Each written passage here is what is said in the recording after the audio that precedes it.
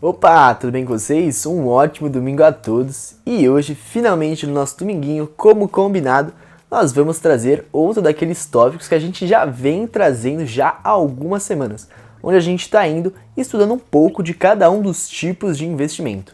Até agora, a gente já viu a renda fixa e o caixa. A gente pegou e usou como base para fazer esse estudo, para fazer toda essa organização dos investimentos, a arca. Um dos tipos de investimento que o primo rico costuma muito por abordar. E hoje, sem ser diferente do que a gente tem trazido, a gente vai abordar um pouco sobre a renda variável. Ela que ocupa um espaço muito grande, uma variedade muito grande de tipos de investimentos, assim como forma de oportunidades que você pode utilizar do seu dinheiro, colocando ele mais em risco ou não, tendo diversos objetivos na sua carteira. Então, como é de costume, eu sempre trago para vocês, é muito importante você ter a sua reserva de emergência pronta, ela que é de 3 a 6 meses do seu custo de vida armazenado em um lugar de segurança, para que você nunca venha perder esse dinheiro e ele seja aquela sua última fonte de proteção. Caso dê tudo errado, você tenha para onde correr, você tem um botão de pânico. Além disso, quando você for começar a formar a sua carteira, a disponibilizar a quantidade de quanto você quer investir em cada ativo, 25% aqui, 25% ali, é muito importante você ter em mente o quanto que é o risco que você está disposto a correr com o seu dinheiro e, além disso, entender se aqueles investimentos que você está fazendo fazem sentido com o seu objetivo. Ou seja, você precisa ter um objetivo em mente, aquilo que você planeja alcançar com os seus investimentos. Ou não, por exemplo, uma casa, sendo ela de longo prazo, ou um carro, se for de 2 a 5 anos, sendo tipo de médio prazo. E por último, você precisa saber o valor de cada um desses objetivos que você quer alcançar, para assim você ter uma forma de você metrificar todos esses seus objetivos e você ter uma régua para você ver o quanto você está progredindo ou não nesses objetivos e coisas que você vai precisar fazer para alterar e melhorar esses objetivos. E é claro, se você quiser alterar esses objetivos e melhorar eles, fazer com que eles venham mais rápido do que eles já vêm atualmente, você pode usar uma das tabelas que eu sempre disponibilizo aqui para você fazer o seu controle financeiro, colocando o quanto você ganha e o quanto você gasta.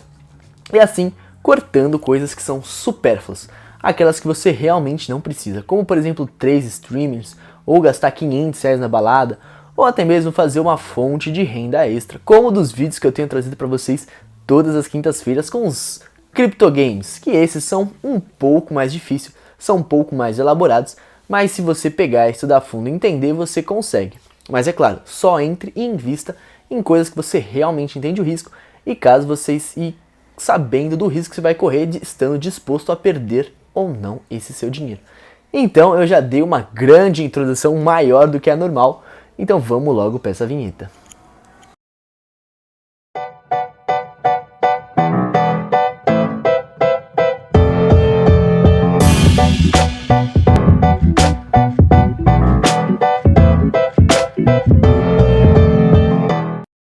Opa, relembrando só mais uma vez, o meu nome é Vinícius, do canal Economia de Valor, e vocês provavelmente perceberam que eu não estou no meu estúdio padrão. A gente já teve muitas mudanças, a primeira delas foi da laje, que eu estava gravando na tela verde, e a segunda delas foi pro meu quarto. Agora, como vocês podem ver, eu tô nessa parede branca aqui, porque, como alguns de vocês podem já ter visto no meu Instagram, tem uma comunistinha safada que invadiu a minha casa hoje e roubou meu escritório para fazer o seu home office.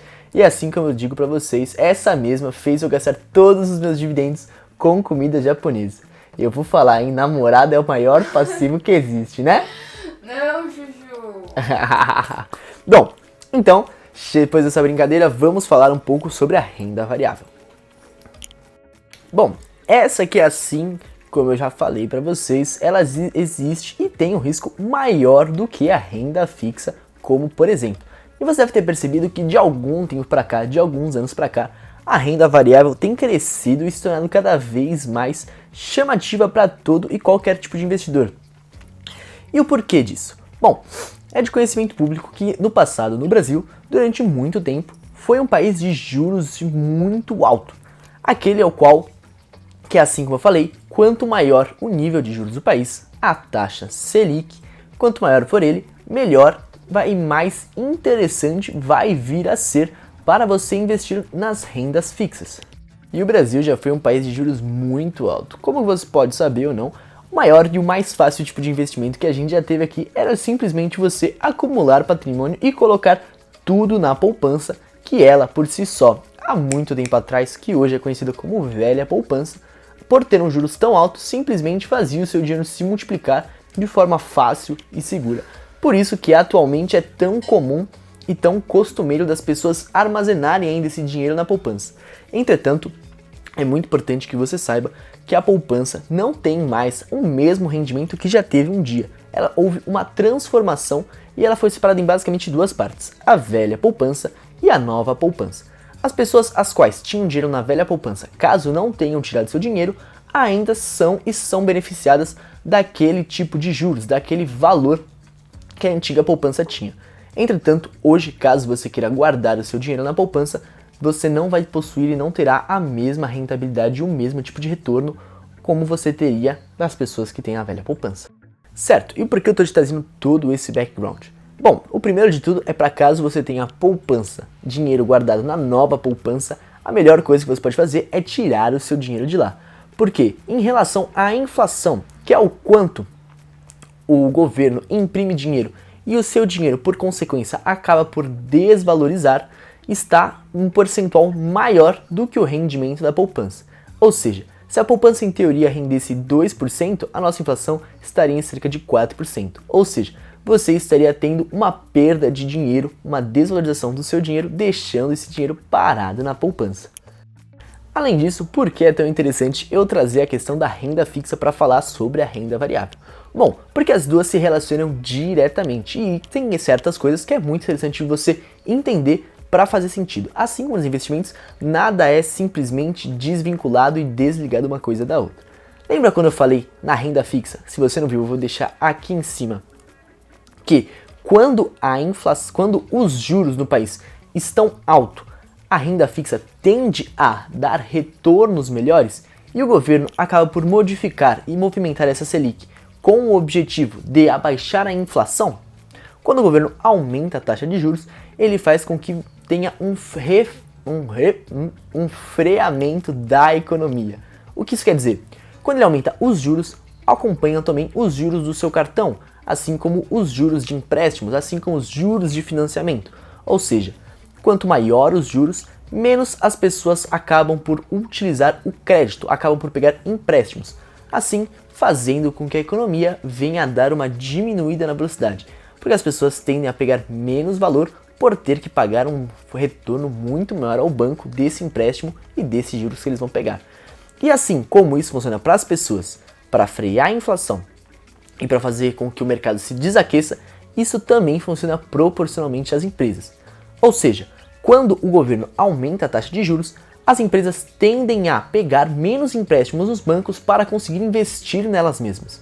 Ou seja, quando os juros aumentam, além de você ter uma diminuição da inflação, você tem uma melhora da renda fixa e uma piora da renda variável. Ou seja, as empresas vão pegar menos dinheiro com os bancos para assim investirem no próprio negócio, fazendo com que o crescimento delas seja mais lento e menos gradual do que seria como os juros estão baixos. Por quê? Com os juros estando baixos, as empresas conseguem pegar dinheiro dos bancos emprestados, reinvestir no seu negócio. E enquanto elas vão pagando as parcelas de juros, esses investimentos que as empresas acabaram por fazer, acabam por gerar retorno para elas, fazendo com que esse retorno seja maior do que os juros que elas vão ter que pagar. Assim, elas conseguem se emplacar uma em cima da outra e fazer um retorno, um crescimento muito mais acelerado. Entretanto, nem tudo nesse ponto é ruim também para as empresas. Por mais que elas não possam pegar um capital maior para conseguir investir nelas e crescer de modo mais rápido, o aumento dos juros do país também acaba por frear a inflação, que é a expansão monetária do dinheiro. Ou seja, você faz com que o capital externo venha por entrar no país e o governo precise imprimir menos moeda.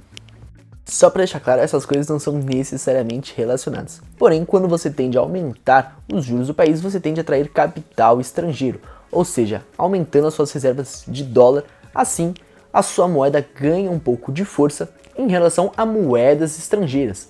Assim, é possível que as empresas acabem por importar produtos estrangeiros, importar matéria-prima com o preço do dólar um pouco diminuído, fazendo que assim seja possível ela baratear o custo e a produção para entregar para o seu consumidor final. E só para deixar claro para você o quanto a inflação é ruim tanto para o país quanto para o seu bolso, eu vou colocar aqui na tela, vou tentar colocar, um gráficozinho para você ver o quanto o real já perdeu de valor e de poder desde que ele foi feito até o período de hoje. E se a gente for comparar isso em relação ao dólar, a relação dele é muito diferente. O dólar perdeu muito menos valor do momento que ele foi feito até hoje do que o real, além do dólar ser muito mais antigo. Certo, agora que a gente já passou por toda essa parte da economia básica, para fazer sentido a relação da renda fixa e da renda variável, e só para recapitular, renda fixa e renda variável. Quando os juros tendem a aumentar, a renda fixa tende a desempenhar melhor do que a renda variável estava desempenhando. E assim também o contrário. Quando os juros do país tendem a diminuir, é possível a renda variável acaba por desempenhar melhor porque ela acaba por pegar empréstimos e crescer mais rápido do que a renda fixa, que acaba por perder valor. Então é muito legal você conseguir fazer a comparação dessas duas e ter uma quantia de dinheiro tanto em uma quanto em outra, porque caso as mudanças venham a acontecer, você acaba por ter um equilíbrio. E assim como eu te falei no último vídeo do Caixa, você mantendo um percentual em cada um desses, quando mudanças no país vierem a acontecer, além de você estar mais protegido, você fica com uma oportunidade de lucrar com aquele que tiver subido, reequilibrando a sua carteira, e assim, quando as coisas voltarem ao normal, quando sobe, você vai ter ganhado em todos os seus tipos de investimento. Por isso, é muito importante você ter determinado na sua carteira o quanto você vai ter investido em cada uma das áreas e manter esse equilíbrio sempre que possível. Certo, e quando a gente fala de renda variável, existem muitas alternativas de investimento para a gente conseguir fazer. A gente tem tanto ETFs, quanto fundos imobiliários, quanto ações, quanto bonds, quanto um monte de coisa que a gente pode vir a investir. Mas é claro, para você fazer esse investimento em qualquer um desses tipos, é muito importante que você tenha acesso a isso. E existem duas formas de você conseguir ter acesso para fazer esses investimentos. Você pode investir tanto através de um banco tradicional, quanto de uma corretora. E eu particularmente recomendo muito que você tenha uma corretora para você fazer esse tipo de investimento. E o porquê disso? Os bancos tradicionais existem um monte de taxas e tarifas que você vai vir a pagar durante os seus investimentos. Particularmente falando, eu mesmo já experimentei. O meu avô, ele tinha uma corretora no Banco do Brasil e o problema dessa corretora é que além de você ter que pagar uma taxa, uma tarifa para emitir a sua ordem, ou seja, de compra ou de venda de uma ação, você ainda pagava um percentual, mesmo que pequeno, da venda daquela sua ação e a venda não era instantânea. Ou seja, ela podia demorar o dia inteiro, mesmo que a ordem de compra ou de venda tenha sido executada, ela podia demorar muito para vir a cair na sua conta. E além disso, você não conseguia ver qual era o preço real e instantâneo que estava acontecendo ao redor daquele ativo e daquela ação. Por isso, se eu puder te recomendar, eu recomendo que você crie uma conta em uma corretora, como uma Clear, como por exemplo uma Rico, como por exemplo até a do Nubank, se você quiser. Existem um monte de corretoras digitais as quais você pode criar uma conta e elas na verdade têm benefícios muito próximos, a variação delas é muito pequena. E é claro, se você quiser também ter um banco digital para você fazer isso, é recomendado porque assim você não paga nenhum tipo de tarifa como taxa, TED, você pode simplesmente enviar para a sua conta da sua corretora digital e assim você não vai pagar nenhuma taxa extra que você pagaria tendo uma conta em um banco, certo? E falando ainda sobre investimento em renda variável, para deixar um pouco simples como funciona toda essa estratégia, para você não ficar confuso, desde a parte de você ter que ter uma corretora até o momento de você executar uma ordem para comprar uma ação, eu vou trazer uma relação entre elas. Digamos que você vai num mercadinho. Esse mercadinho é chamado B3, que é a empresa da bolsa, mas você está indo no mercadinho do seu bairro. Lá no mercadinho, para você comprar as coisas que você precisa, como frutas, legumes, que a gente vai entender mais pra frente como ações, como fundos imobiliários, você precisa pegar o seu carrinho ou a sua cesta de compras. E essa é a sua corretora, ou seja, você escolhe a sua corretora, o seu carrinho, entra, escolhe os ativos, as frutas, a carne, os legumes que você quer, e aí você envia uma ordem no seu carrinho que seria pro caixa. Fazendo essa ordem na sua corretora, que seria o seu carrinho indo pro caixa, você vai e paga pelos seus ativos e eles vão estar com você. Eles são agora o seu bem. E assim como você passa a nota fiscal, todos esses ativos, todos esses bens vão estar vinculados ao seu CPF. Ou seja, não precisa ter nenhum medo de, e se minha corretora quebrar, o que vai acontecer? Não vai acontecer nada demais. É como se o seu carrinho quebrasse. No supermercado. A única coisa que você vai fazer é pegar aquelas compras e colocar em um outro carrinho. Ou seja, você transferiria aqueles ativos para uma outra corretora, sem ter que fazer nada mais. Você não perderia nenhum desses seus ativos, você não precisa se preocupar em, vou perder, meu Deus do céu. Então, é simplesmente assim, muito fácil e muito simples que funciona para você fazer os seus investimentos e comprar ativos na renda variável. Certo, agora vamos falar dos tipos de investimentos na renda variável que você vai encontrar e explicar um pouquinho de cada um deles. Bom, o primeiro que eu gosto muito de falar são sempre os fundos imobiliários. E por que eu gosto de falar deles? Porque, assim como é comum visto, todas as pessoas no Brasil que tinham bastante dinheiro ou deixavam dinheiro na poupança ou acabavam por investir em imóveis para viver dos rendimentos desses imóveis, dos aluguéis. E os fundos imobiliários se assemelham muito a esses imóveis. A única exceção é que eles são bem melhores que esses imóveis. Eu vou te contar agora o porquê. Bom, os fundos imobiliários é como se você investisse em cotas de laje. É como se você comprasse um tijolinho de um fundo imobiliário. Por exemplo, você pode ter um shopping e você pode se tornar sócio desse shopping ao comprar uma cota desse fundo imobiliário. E assim, quando esse shopping acaba por ganhar os aluguéis deles de forma mensal, você também recebe parte desses aluguéis equivalente à quantidade de cotas, a quantidade de tijolinhos que você comprou desse shopping. Ou seja, todos os meses você vai ganhar parte desses aluguéis, você vai ganhar recebidos mensais igual você ganharia caso você fosse dono de uma casa de aluguel. A única diferença é que você pode investir nesse tipo de ativo independente da quantidade de dinheiro que você tem. E é exatamente isso. Você vai encontrar fundos imobiliários que custam de 20 até 500 reais e tudo vai depender de quanto você quer investir e em qual fundo. É claro, dentro deles existem algumas diferenças. Nos fundos imobiliários existem 3 tipos: os fundos de papéis, os fundos de tijolos e os fundos mistos. Quando a gente fala de fundos de papéis, a gente quer falar de fundos que investem em CRIs, são certificados de crédito imobiliário. Os fundos de papéis, eles investem nesses títulos e acabam por receber essas dívidas desses títulos. Então, conforme eles vão recebendo as mensalidades, as parcelas dessas dívidas, eles também vão distribuindo aos seus cotistas, aqueles que investem parte desses ganhos dessas dívidas. Já os fundos de tijolos são aqueles que têm lajes corporativas ou aluguel de galpões. Esses são particularmente os que eu mais gosto e o que eu acho mais legais para você investir, ainda mais sendo um iniciante. E o porquê disso? Porque eles são mais fáceis de você entender e ter um controle deles. Apenas com alguns índices e requisitos que você analisar, já fica fácil de você ver se ele é um bom fundo ou não. Vale lembrar que assim como os aluguéis de casas, os bons fundos, aqueles que você vai ter que escolher, pagam todos os meses e até então são completamente livres de imposto de renda. Os fundos de tijolos são esses que eu te falei, que investem em lajes corporativas, em galpões. Eles acabam por alugar esses lugares para empresas, para fábricas ou até mesmo você pode encontrar aluguéis de apartamentos. E quais são uma coisa importante da gente analisar nesses fundos de tijolos? Uma coisa importante é você analisar a taxa de vacância. E o que significa isso? Significa a quantidade de espaços que ele tem livre. Se ele tem muitos espaços livres, quer dizer que tem poucas pessoas alugando ele. Por isso, os recebimentos, as taxas que você vai receber todos os meses vão ser baixas. Já aqueles que estão muito altos, quer dizer que você vai receber muitos dividendos, já que a taxa de vacância dele é baixa. Entretanto, é legal você também dar uma olhada nos contratos dos locatários, para ver se eles são longos os contratos ou se são curtos, porque caso os contratos sejam curtos, esses locatários podem sair, fazendo com que você perca um pouco dos rendimentos desse fundo.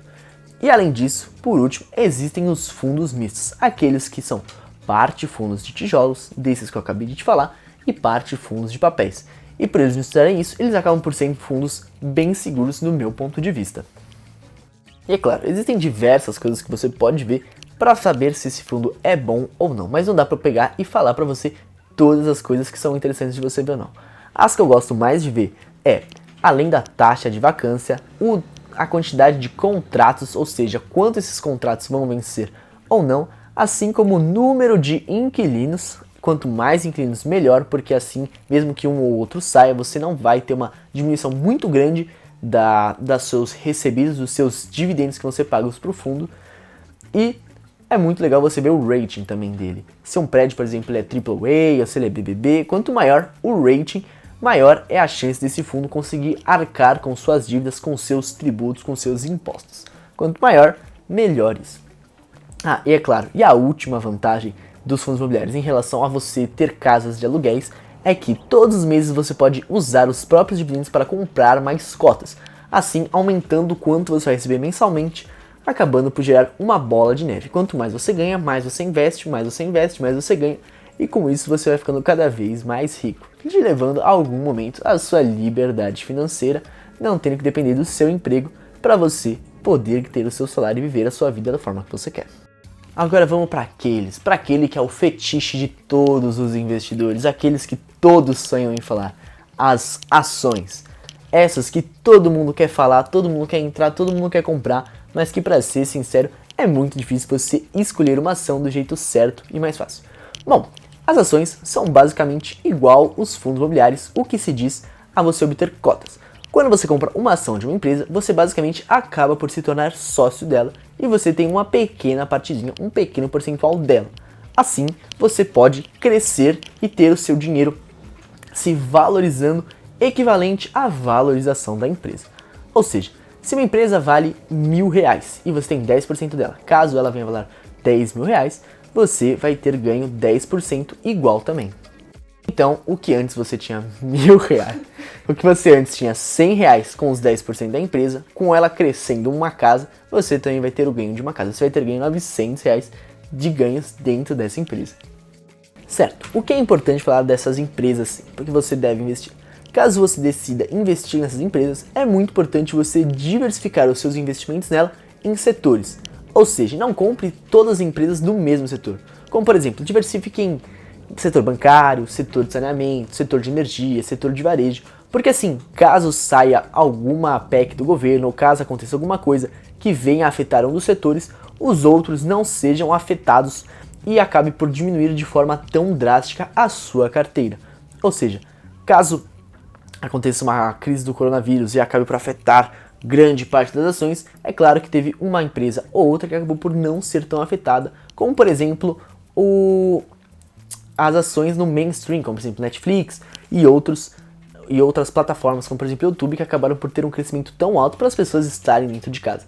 Por isso é muito importante você selecionar bem quais são os setores que você quer investir. E além disso, quando a gente fala dessas empresas, existem empresas que, assim como os fundos imobiliários, distribuem ou não dividendos. O que é isso? Distribuem parte dos ganhos, parte dos lucros da empresa aos seus acionistas, que pode sair como dividendos ou como juros sobre capital próprio. E isso tende a variar, ela pode distribuir de 1, 2, 3, 4, 5, até 6 vezes no ano. Ou seja, você quer pegar a que tem mais quantidade de dividendos, quanto mais distribuírem, melhor. Bom, não necessariamente, porque tudo vai depender de acordo com o seu objetivo. Quando as empresas acabam por distribuir parte do lucro delas aos seus acionistas, elas deixam de pegar esse dinheiro e reinvestir na empresa.